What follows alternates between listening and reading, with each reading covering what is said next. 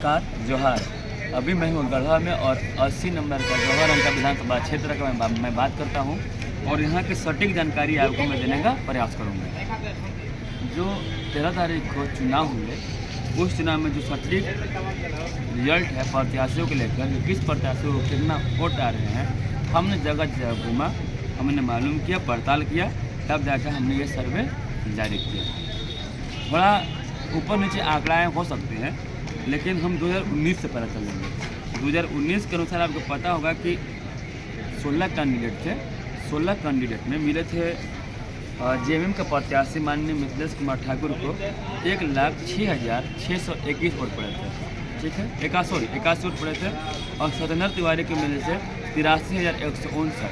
इन दोनों के बीच के जो जीतने का फासला था, जिसे मिथिलेश कुमार ठाकुर जीते थे 23,522 वोट से जीते थे।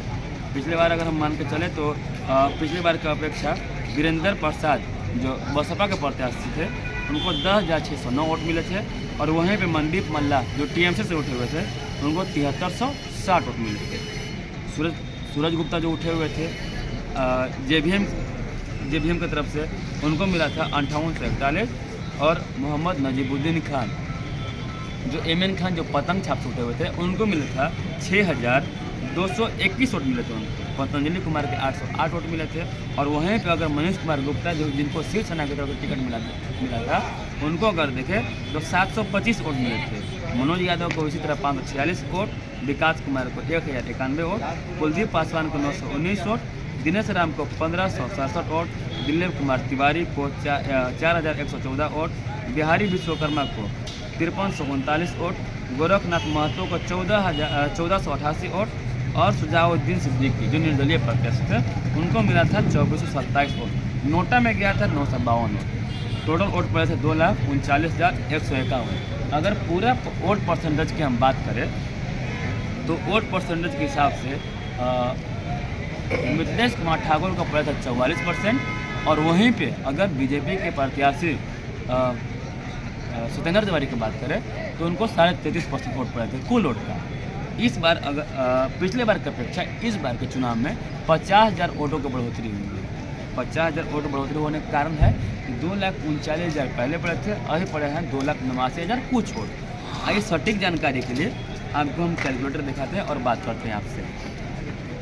पिछली बार की अपेक्षा अभी हम बात करें तो देखिएगा कि वोट पड़े थे 2,89,000। 2,89,000 कुछ वोट पड़े हुए हैं। हम 2,89,000 मान के चलते हैं। 2,89,000 टोटल वोट 2,89,000।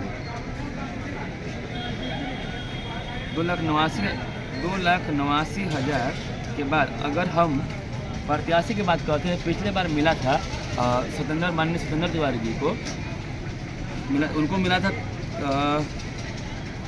83,159। अगर उनका हम वोट में अगर बढ़ोतरी करते हैं इस बार के हिसाब से 33%, उनका 1,10,000 वोट चला जाता है। 1,10,000। अगर हम उनको 2,89,000 में 1,10,000 दे देते हैं तो हमारे पास शेष बढ़ते हैं 1,79,000।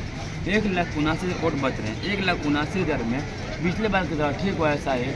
आप देख सकते हैं काफ़ी कुछ नए प्रत्याशी नए चेहरे हैं, उतना कुछ खास असर नहीं पड़ेगा। जैसे पिछले बार आरजेडी के जो थे विधायक पूर्व में रह चुके हैं और कांग्रेस की तरफ से मंत्री भी रह चुके हैं, माननीय गिरिनाथ सिंह जी की बात करते हैं हम, तो वो पिछले बार नहीं उठे तो कहीं न कहीं एक तरफा वोट जो उनका ग्राउंड पे 30 से 40,000 वोट रहता है, वो इनमें शिफ्ट करने का कार्य किया मिथिलेश कुमार ठाकुर में। इस बार कुछ नाराज़गी कहिए या कुछ कहिए, उनके हिसाब से अगर हम बात करें इस बार तो एक बड़ा वोट और बैंक मिथिलेश कुमार ठाकुर के साथ साथ सत्येंद्र तिवारी के साथ मिलाने का प्रयास किया। तो हम बताते हैं आपको, अगर 1,10,000 उनके साथ गए हुए हैं और 40,000 वोट जो निर्दलीय प्रत्याशी उठे हुए हैं या कुछ छोटे मोटे दल से हैं, पिछली बार की अपेक्षा इस बार कुछ खास असर नहीं देखने के लिए मिलेगा। 40,000 वोट हम उनको दे देते हैं। तो हो गया 40,000 वोट उनको दे दिए निर्दलीय प्रत्याशी को, और 1,10,000 वोट हम दे दिए उनको सत्येंद्र तिवारी को। हमारे पास शेष बचे हुए हैं 1,39,000।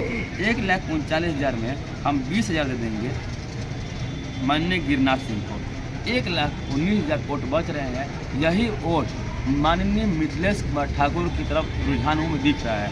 जो वोट का जीतने का जो फैसला रहेगा 7 से 9 हज़ार के बीच का रहेगा और उम्मीद करते हैं कि 5,000 में सिमटने का प्रयास रहेगा, लेकिन ये 7 से 9 हज़ार के बीच में रहेंगे जीतने का। ये सटीक सर्वे है जो हमने डूर टू डूर जा करके जानने का प्रयास किया और वहाँ से हमने जाना और हमको वहाँ से जो व्यक्त किए गए व्यक्तियों के द्वारा जो आदेश हुए जो उन्होंने बताया उसके अनुसार हमने ये सटीक सर्वे देखा है।